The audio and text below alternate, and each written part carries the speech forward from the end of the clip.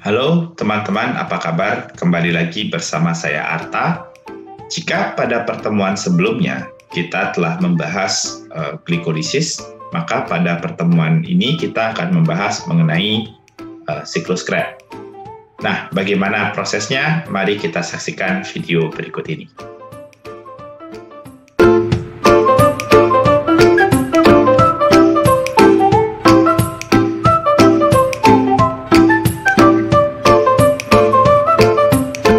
Pada pertemuan sebelumnya, kita telah mengetahui bahwa hasil akhir dari glikolisis adalah asam pirufat.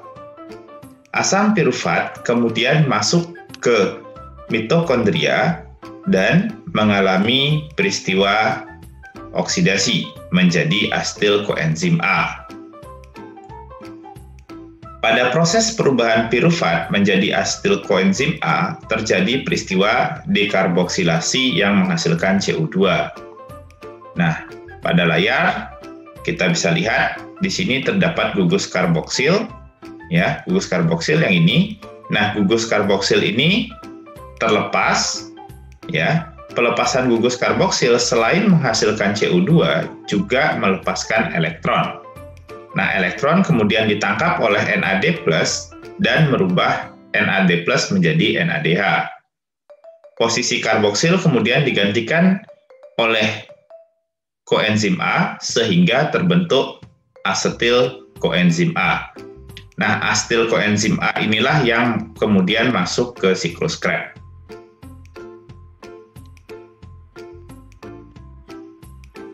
Asetil koenzim A kemudian akan digabungkan dengan oksaloasetat untuk membentuk asam sitrat.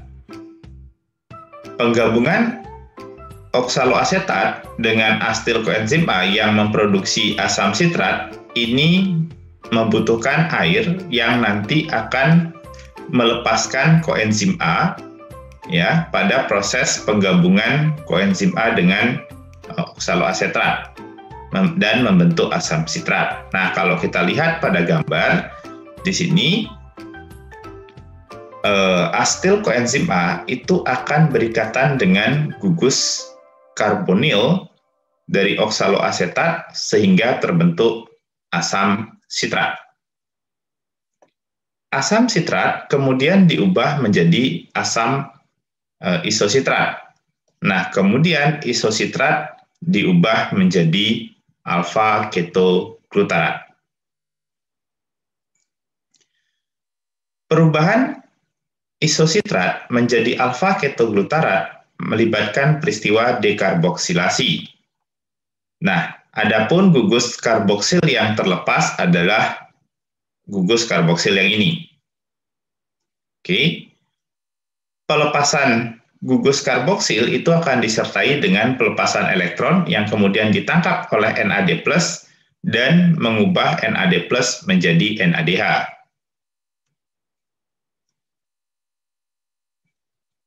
Selanjutnya, alfa ketoglutarat kemudian diubah menjadi suksinil koenzim A.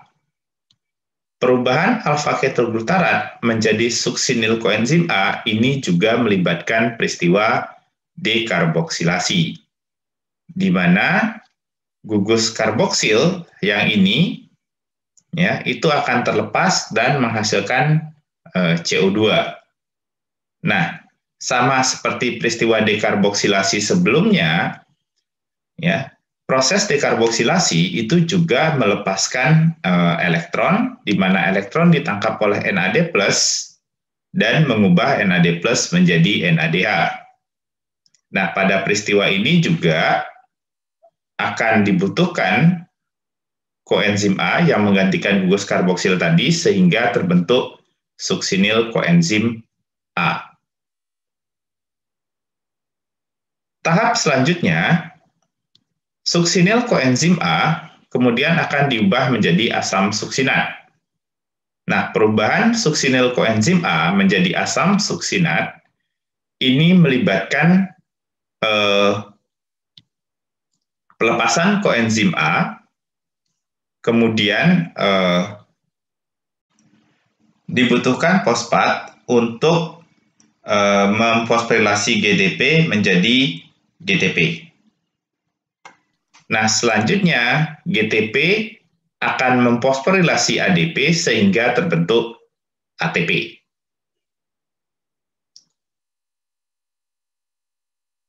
Suksinil koenzim A kemudian dioksidasi menjadi fumarat. Nah, perubahan suksinat menjadi fumarat ini melibatkan perubahan ikatan tunggal menjadi ikatan rangkap, di mana perubahan ikatan tunggal pada dua karbon yang ini menjadi ikatan rangkap itu terjadi peristiwa pelepasan elektron. Nah, elektron ini kemudian ditangkap oleh FAD dan mengubah FAD menjadi FADH2.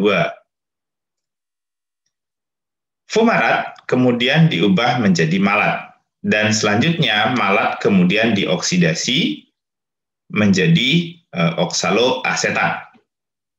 Nah, oksidasi terjadi pada karbon yang memiliki ikatan CHOH, kemudian diubah menjadi karbonil di sini CO. Nah, peristiwa oksidasi ini melepaskan elektron ya yang kemudian ditangkap oleh molekul NAD+ dan mengubah NAD+ menjadi NADH.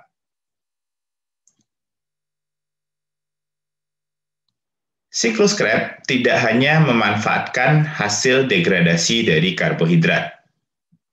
Siklus Krebs juga dapat memanfaatkan hasil degradasi dari protein dalam bentuk asam amino. Nah, asam amino ini kemudian bisa masuk ke berbagai tahapan dari siklus Krebs. Misalnya di sini asam glutamat itu bisa masuk pada proses alfa ketoglutarat, kemudian metionin, isoleucin, threonine, dan valin itu dapat diubah menjadi suksinil koenzim A, fenilalanin dan tirosin dapat diubah menjadi fumarat, sedangkan aspartat dapat diubah menjadi oksaloasetat. Sebelum dapat masuk ke siklus Krebs, asam amino akan mengalami deaminasi terlebih dahulu menjadi senyawa asam keto. Nah, salah satu senyawa asam keto ini yang jelas-jelas terlihat pada siklus Krebs adalah alfa ketoglutarat. Baik, secara ringkas kita dapat simpulkan bahwa satu kali siklus Krebs menghasilkan 3 molekul NADH, 1 molekul FADH2, dan 1 molekul ATP. Selain produk dari pemecahan karbohidrat, siklus Krebs juga dapat memanfaatkan hasil pemecahan protein berupa asam amino. Baik, sekian video dari saya. Semoga penjelasan mengenai siklus Krebs ini cukup membantu. Jangan lupa like dan subscribe. Terima kasih.